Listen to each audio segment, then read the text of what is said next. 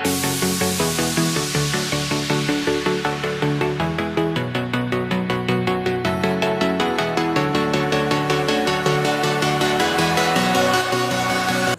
warahmatullahi wabarakatuh.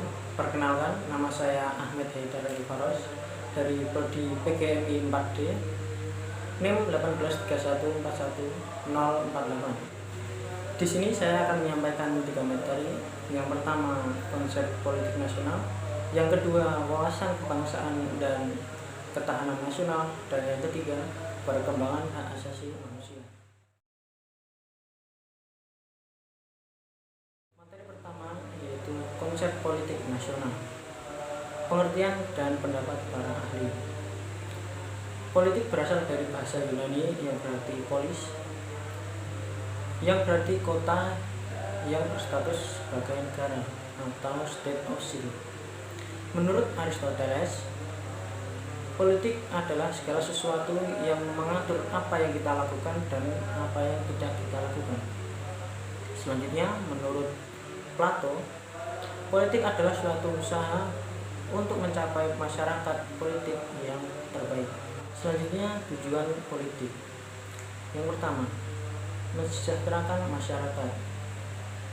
Dan yang kedua, melindungi hak-hak warga negara dan melaksanakan kewajiban-kewajiban warga negara. Yang ketiga, menjaga keamanan dan perdamaian negara. Yang keempat, menstabilkan kehidupan sosial. Dan yang terakhir, mengelola kekuasaan sesuai hukum yang berlaku.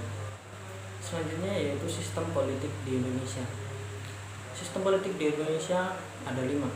Yang pertama, sistem politik liberalisme. Yang kedua, sistem politik fasisme.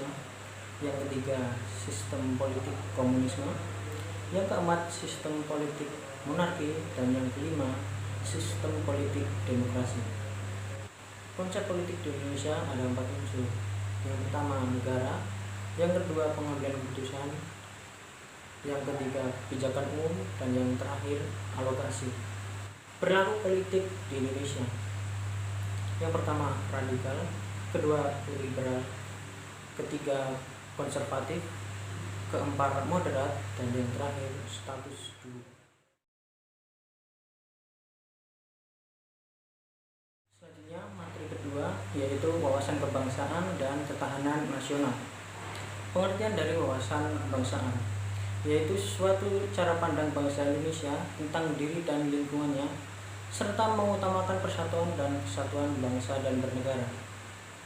Kemudian, pengertian dari ketahanan nasional adalah ketangguhan dalam mengembangkan kekuatan nasional dalam menghadapi segala ancaman, tantangan, dan gangguan dari dalam maupun luar negeri. Makna atau fungsi wawasan kebangsaan. Yang pertama, menjaga persatuan dan kesatuan untuk kepentingan bersama. Kedua, tidak memberikan tempat untuk pengkhianat negara. Ketiga, mengembangkan sikap persatuan dan kesatuan. Dan yang keempat, mewujudkan bangsa yang maju dan sejahtera. Kemudian, fungsi ketahanan nasional. Yang pertama, sebagai doktrin dasar nasional. Yang kedua, sebagai pola dasar pembangunan nasional. Dan yang ketiga, sebagai pedoman pembangunan nasional. Selanjutnya, asas wawasan kebangsaan. Yang pertama, adanya kepentingan yang sama. Kedua, adanya solidaritas.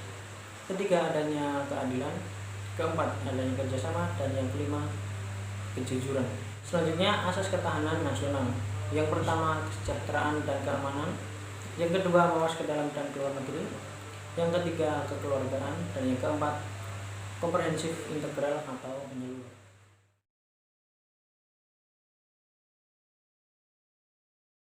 Materi yang ketiga yaitu perkembangan hak asasi manusia. Pada awal dibentuknya hak asasi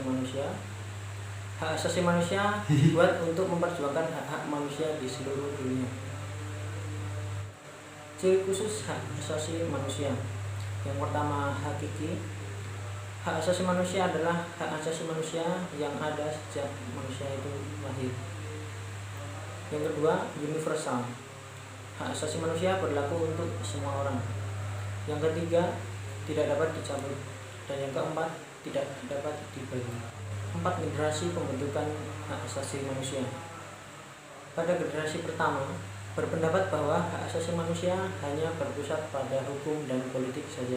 Generasi yang kedua, hak asasi manusia pada masa ini menuntut tidak hanya hak yuridis saja, melainkan hak sosial, hak ekonomi, hak politik, dan hak budaya. Generasi ketiga, hak asasi manusia menyajikan adanya kesatuan antara hak ekonomi, sosial, budaya, politik, dan hukum menjadi satu wadah, yaitu hak melaksanakan pembangunan.